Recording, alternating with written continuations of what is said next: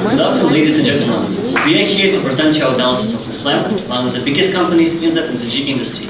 We issue a buy recommendation with one-year target price of $96.6 per share, reflecting 17.5% of upside potential, with closing price as of January 3rd, 2019. Our recommendation is based on the core pillars facilitating the success of the company in the global market, namely global leader, business efficiency, and financial health. Moving to the first one, Nestlé is a company the success of which has been recognized globally. The company's ubiquity allows counterbalancing rising market fluctuations by taking advantage of improved regional market performances. Transformation of business from globally managed to the one that is handled by three regions, namely IMS, EMENA, AOA, indicates a balanced approach of the company towards value creation. Disciplined pace of portfolio evolution enables the company to establish a leading position in the market with well-diversified product mix, which includes around 2,000 of brands.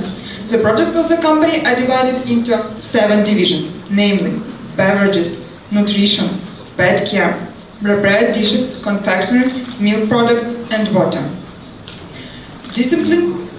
FMCG industry is highly competitive due to the diverse set of local and international companies. Positive evolution of financial KPIs contributed to the company's well-established position in the market with standard indicators of revenue growth, COGS margin, cash conversion cycle, and debt-to-EBITDA ratio. At the same time, organizational complexity, which company currently tries to address, resulted in higher than average SG&A costs in the industry. Sustainable business strategy is another key essential that defines Nestlé. The company has the world's largest R&D budget when it comes to food and beverages. Continuous investment into development of state-of-the-art production facilities and technologies enables Nestlé to achieve tangible results in a sustainable manner, not just in a sustained one. Over the last 7 years, Nestlé managed to decrease on-site energy consumption by 20%, reduce waste of disposal by 83%, while at the same time scale up total production by 27%.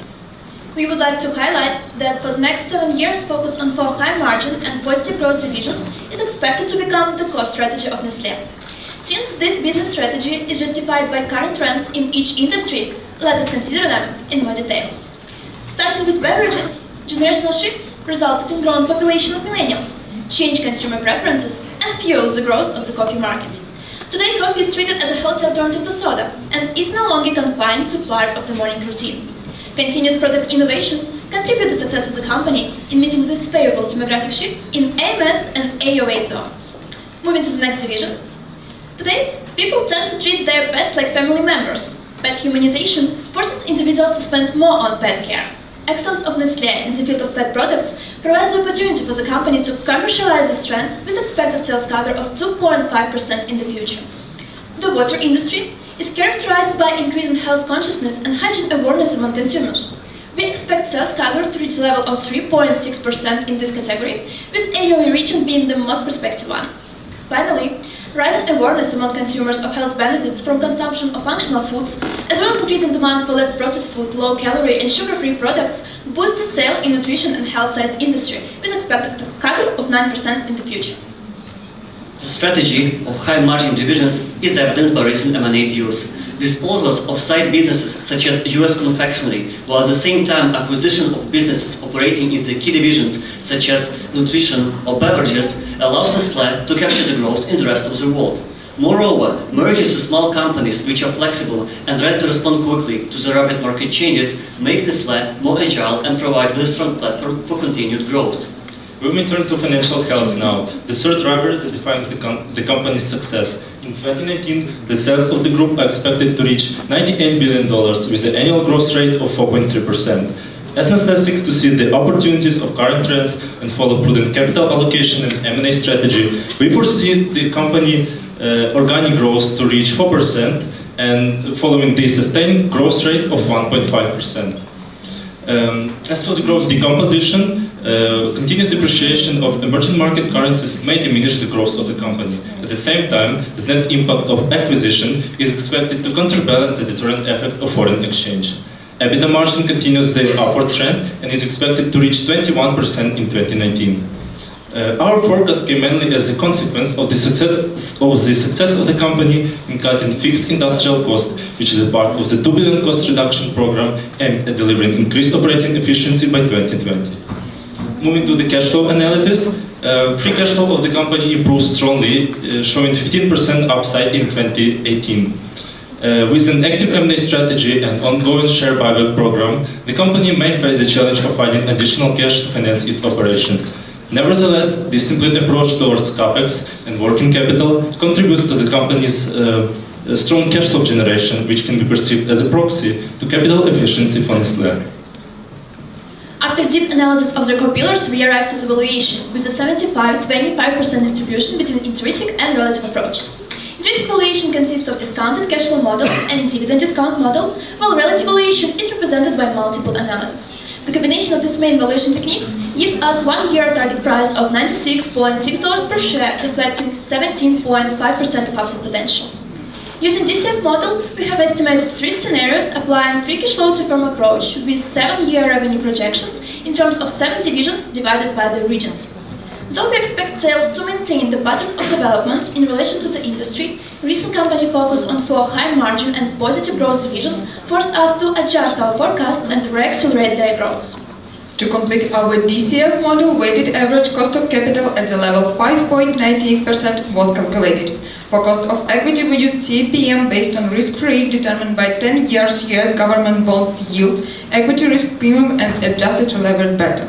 The cost of debt was calculated on the basis of effective interest rate.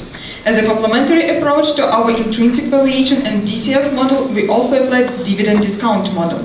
Due to the non-constant dividend payouts, we used two-stage DDM. To determine long-term dividends growth rate, we used constant future ROE. Relative valuation was performed on the basis of EV/EBITDA, EV revenue, and PE multiples, which contributed 25% to our target price. Conducted Monte Carlo simulation supports our analysis with 62% of buy probability.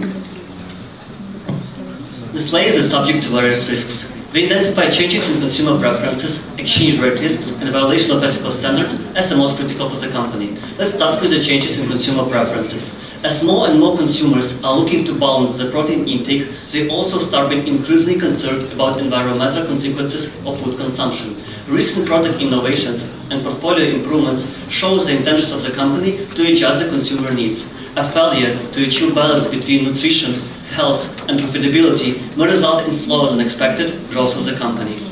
Tension between the United States and China and alike trade wars may negatively impact the competitiveness of Nestlé in the industry, partially because of the continuous appreciation of the Swiss franc against other currencies, especially in emerging markets. Even though the Swiss National Bank signaled its readiness to intervene to prevent further appreciation of the Swiss bank, rising international trade tensions and turbulence on financial markets may pose additional uncertainty in terms of the effect of foreign exchange on the company's growth. Besides, Nestlé is the company the performance of which is sensitive to the accusations of potential violation of ethical standards. With the increasing number of ethical investors and to avoid severe reputational damage, the company should ensure that the decision-making of the top management is in line with its commitments to the excellence in ethical business practices. To sum up, we consider Nestlé being a trendsetter in the industry that has multiple opportunities for growth and value creation. We issue a buy recommendation with $96.6 per share, reflecting 17.5% of upside potential with closing price as of January 3rd, 2019. The strategy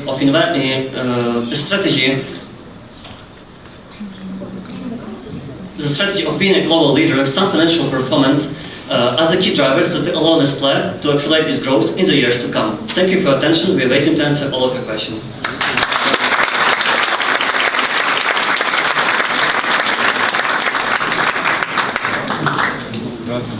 Thank you very much for your presentation. I will start probably with the easy one. You have a slide about margins, and as a huge company, they have historical margins. You have like flat about 19% or whatever, and then it goes up to 22-23% EBITDA margin, I think. So why do you think that previously it was quite stable and now it's growing, taking into account the size and taking into account that many people think that the growth cycle globally is close to be over? Why are you so optimistic about the company? Thank you. The rationale behind our forecast is that the fact that Nestlé is focusing now on high margin and high growing divisions, and the strategy was introduced in 2017. And we don't expect this strategy to pay off in 1 year, because it is not as like a snapshot. You have to wait like 2 years or some more years to actually see the strategy pay off the company. So.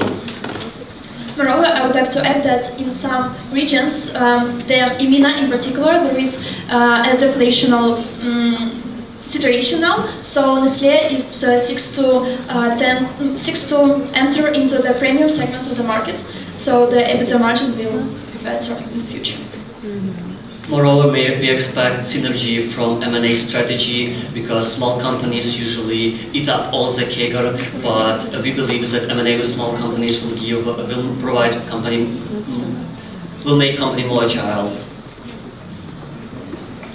Yeah, I have one very small question. What is RIG on page 13? Real internal growth. Okay, thank you. None of us knew about this. Now we will know.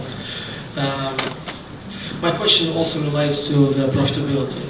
You mentioned that EBITDA margin is planned to increase, and at the same time you mentioned that the company is currently facing challenges in cutting distribution costs. So how is that consistent? Challenges in costs and at the same time increased EBITDA margin.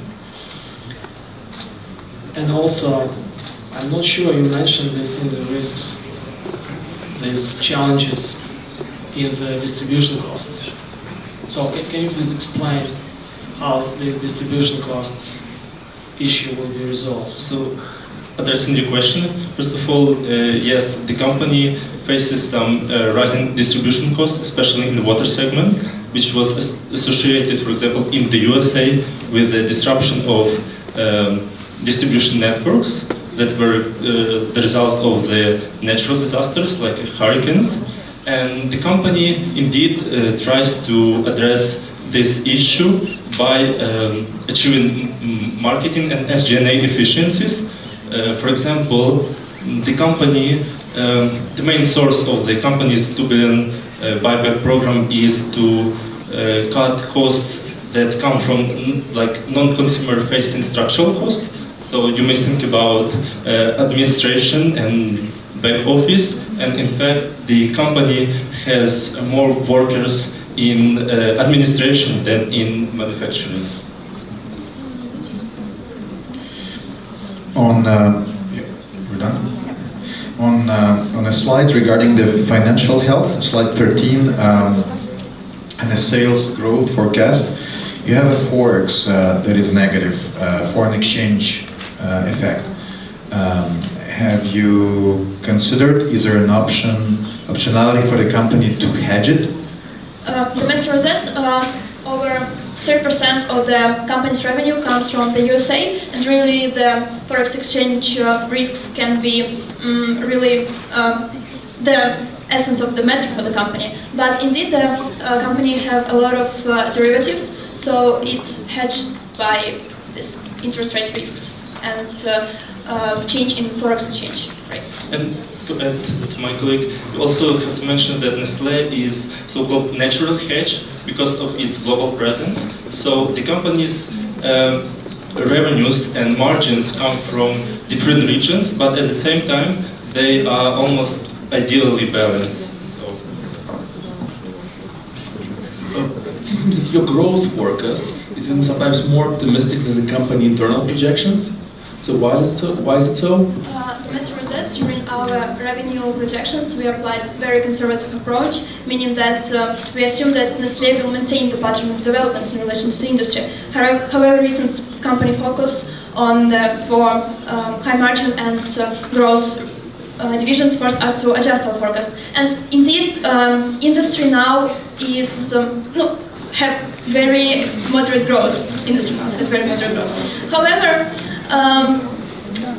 because of our approach to the projections of the statement and conservative approach, we really understand it. However, small companies now are very agile and ready to respond quickly to the new market challenges, and really the industry growing is fueled by these small companies. Therefore, the strategy of Nestlé in the field of M&A deals can be treated as a response of the company to these industry challenges and provide the platform for continued growth in the future.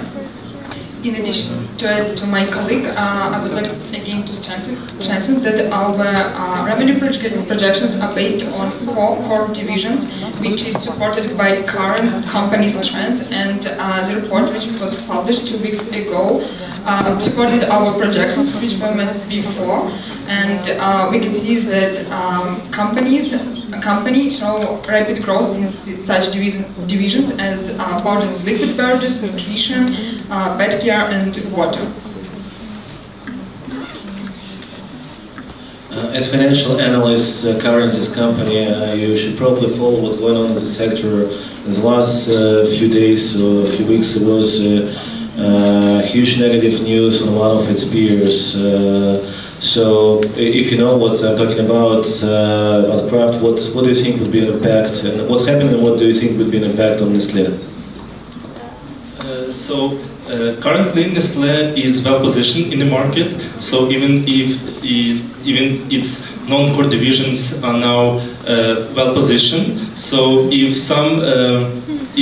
the drop in the performance of the peers may affect industry, Nestlé is a company which is a trendsetter in the industry, and its nature may be less exposed than other companies which are less smaller in scale than Nestlé itself.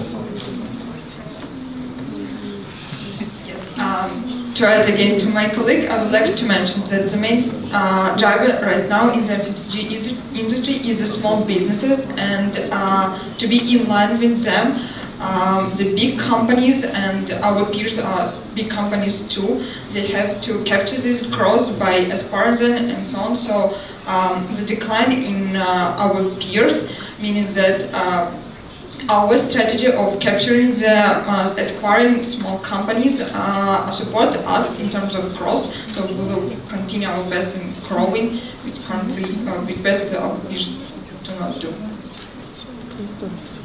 Thank you.